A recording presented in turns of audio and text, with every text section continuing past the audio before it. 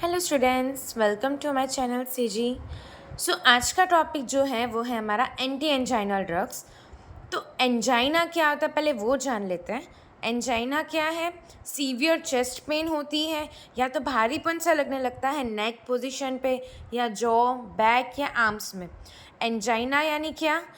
हमारे cardiac muscles में O2 का जो सप्लाई है जितना होना चाहिए उतना नहीं होता, इसलिए मैंने यहाँ क्या लिखा है, supply of O2 insufficient in myocardium.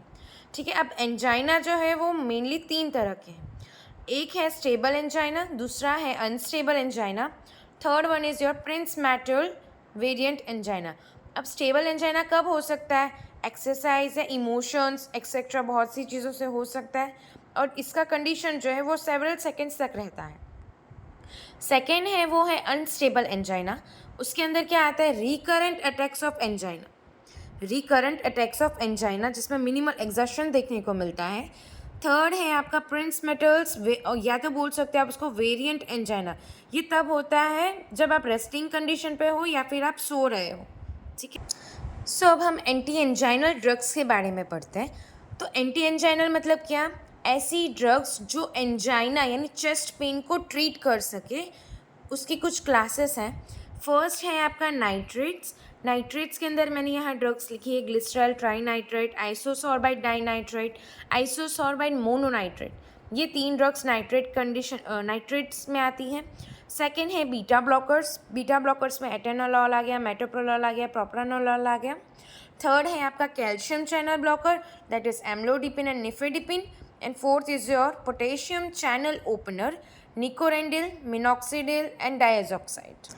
सब उसमें क्लासिफिकेशन जो हमने फर्स्ट पढ़ा, दैट इज़ नाइट्रेट, वो कैसे एक्ट करता है? तो उसकी जो एक्शन है, it acts directly on all the smooth muscles of body. उनको रिलैक्स करेगा। ठीक है। जो मसल्स कॉन्ट्रैक्ट हो चुकी थी उसको क्या करेगा? डायलेट करेगा। यहाँ पर जो आपका नाइट्रेट्स है वो क्या रिलीज करेगा? Nitric oxide. नाइट्रिक ऑक्साइड क्या है? एक पावरफुल मसल रिलैक्सेंट है। ठीक है। अब इसकी एक्शंस कहाँ कहाँ होगी? तो effect on other smooth muscles, जो बाकी के स्मूथ मसल्स हैं वो। सेकेंड है रीडिस्ट्रीब्यूशन ऑफ कोरोनरी फ्लो, यानी वाजोडाइलेशन करवाएगा कोरोनरी आर्टरीज जो है आपकी। आफ्टर लोड रिडक्शन होगा और उसके बाद होता है प्री लोड रिडक्शन। ठीक है। तो अब क्या है, फिर से अपना देख लेते हैं कि नाइट्रेट्स जो है कौन सी इफेक्ट देगा? आपकी रिलैक्सेंट इफेक्ट देगी। किस पे? तो वास्कुलर स्मूथ मसल्स पे। फिर डायलेशन देखने को मिलेगा कोरोनरी वेसल्स का। क्यों? ताकि उसकी वजह से क्या होगा, आपका ऑक्सीजन का सप्लाई है मायोकार्डियम की तरफ वो इम्प्रूव हो जाए। ठीक है। फिर क्या हो सकता है? पेरिफेरल वेन्स डायलेट होगी एंड रिड्यूस करेगा प्रीलोड और आफ्टर लोड, जिसकी वजह से it will lowers the myocardial oxygen consumption. सब नाइट्रेट्स कुछ इस सारे फॉर्म्स में है, अवेलेबल फॉर्म्स मैंने लिखे हैं। ठीक है। फर्स्ट है सबलिंगुअल टैबलेट्स के फॉर्म में आती है, टॉपिकल ऑइंटमेंट में है, ट्रांसडर्मल पैचेस है, ट्रांसम्यूकोजल टैब्स हैं, इंट्रावेनस है। अब कहाँ यूज हो रहा है? बट ऑब्वियस हार्ट का है तो angina pectoris, CHF and cyanide poisoning. अब इसके साइड इफेक्ट्स हैं hypotension, flushing, headache and dizziness. ये था नाइट्रेट्स के रिगार्डिंग। यहाँ दूसरा है बीटा ब्लॉकर्स।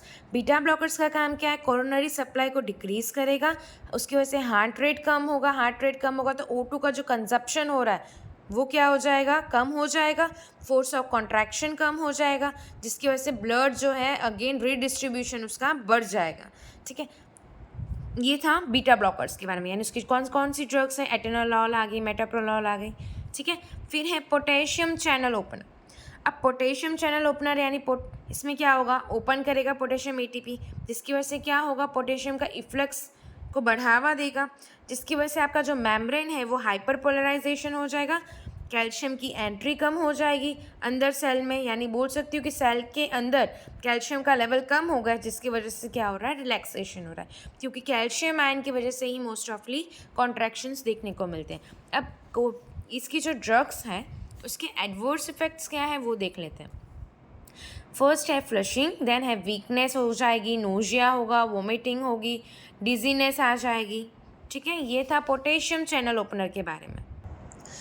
फिर जो चौथा क्लास है वो आपका कैल्शियम चैनल ब्लॉकर है। हम पहले भी वीडियो में पढ़ चुके हैं, फिर भी एक बार रिपीट कर लेते हैं, ठीक है। कैल्शियम चैनल है, कैल्शियम चैनल में से क्या रिलीज़ होगा, कैल्शियम रिलीज़ होगा।